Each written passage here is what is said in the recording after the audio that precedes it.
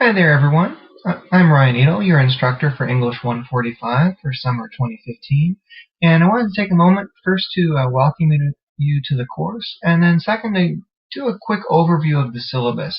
The syllabus I've designed it so that you can refer back to it frequently throughout the summer. My intention is that you'll use this as an ongoing resource rather than trying to read everything and memorize everything all at once. So first I want to talk a little bit about navigating the syllabus. It's actually a Google Docs presentation, and so as you'll notice, if you click on the pages, it will actually advance through the slides. So what we're going to do is we're going to go back real quick to the first page. Here on the welcome page, we have all the links to the major components of the course. Up across the top, these are all the weeks of the course. This button right here for course navigation will take you to the main page that indicates what the different navigation points are. Each of these different emblems represents a different aspect of the course. And if we go back, you'll notice that they just run down the side of the welcome page. My intention here is that when you open this through ReggieNet, you can pick out exactly where you need to go and get there pretty quickly. All right, so let's go to the course navigation page, take a look at what's there.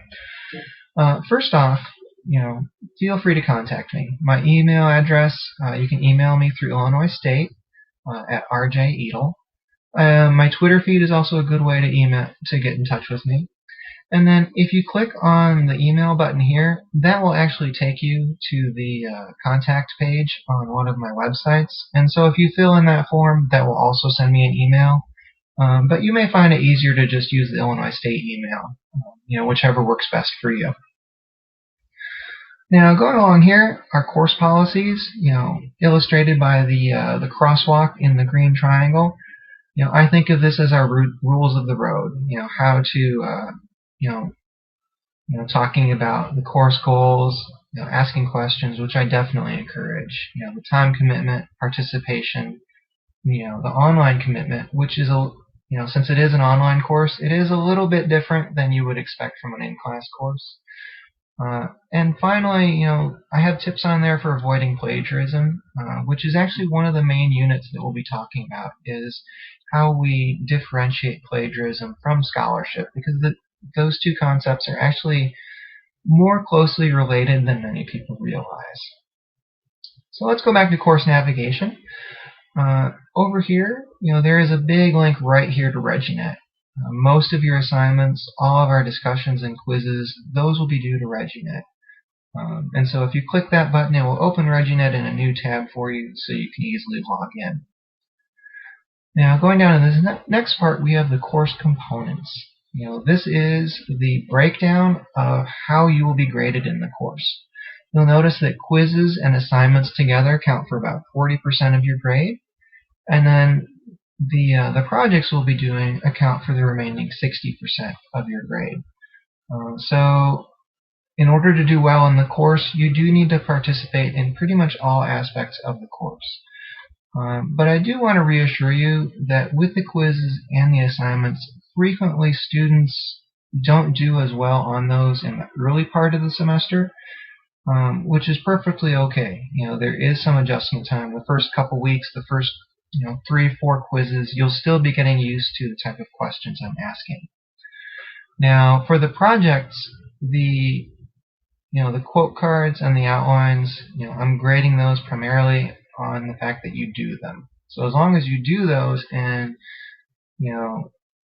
you fit the number of quotes I'm looking for, the number of sources I'm looking for, you are organizing them, you're going to get full credit on those. Now with the papers and the genres, that's where I apply more of the the traditional grading you're accustomed to. For these, typical grades range between A, B, and C. The main thing is that if you're doing the quote cards, you're doing your outlines, and you're following through on the revision process, you're probably going to do very well on the projects. And that goes for the assignments as well. In contrast to the quizzes and the papers, many of the assignments are based on participation. So as long as you do the assignment and do it on time, you receive full credit. And that's especially true for the discussions. So let's go back to course navigation. And the last part we're going to talk about is the course outline right here. You'll notice that almost every page on the syllabus has this little walking, hiker, and that will be down in the lower right corner. My hope is that you will see this page pretty often. First thing is you want to be able to go to the projects. Project overview. You're going to want to look at what those projects are. And then go back down here. It takes you right back to the schedule. So for each week, we have a theme that we'll be looking over. In particular, this first week, we're going to be focusing on writing as a social activity. And so for this week, what I want you to understand is that writing is not just about producing, say, a paper for a class, but rather it's about, reading what other folks have written, writing responses to them, and not just in the context of a course, but also in terms of, texting, using Facebook, using Twitter, keeping a blog, even a handwritten note that you leave on the refrigerator. You have specific language considerations that you're following. You're considering which audience you're leaving that note for. And so writing is a very flexible pursuit. And this first week, much of the course will be about understanding just how flexible writing is. And so the readings for this are primarily focusing on social media and popular fiction. We will be talking about, why does Twilight work the way it does? Why do people use texting in the ways that they do? But alongside of that, we're going to begin our introduction to cultural historical activity theory, also known as chat. So the Paul Pryor article will introduce you to chat terms, which you'll be quizzed on Thursday. The Dana Boyd article is actually a Kindle download, but I want to emphasize that you only need to download the Kindle sample. Get the free download. It's only about 2 or 3 chapters of the book. For English 145, you don't need to read her entire book in order to get the point that I'm trying to convey, which is that writing is a very complex social phenomenon, and you can't really stereotype it. Just because folks are using social media does not mean that they're not thinking about audience. It doesn't, just because you're using abbreviations in texting, that's not a failure of writing. That's actually adapting your language in order to match a social situation. Now, big things to note for the week. Your first quiz will be on these readings and on the syllabus itself. So be sure to look through the syllabus before you log in to take quiz number 1. We have some discussions posted in ReggieNet, and I'll have another video to kind of do a quick run through on where to go in ReggieNet. But make sure that you've read through the readings before you start that quiz. For all the quizzes, you'll have 2 tries, and they are open book because it's an online course. You have those resources. Please feel free to use them.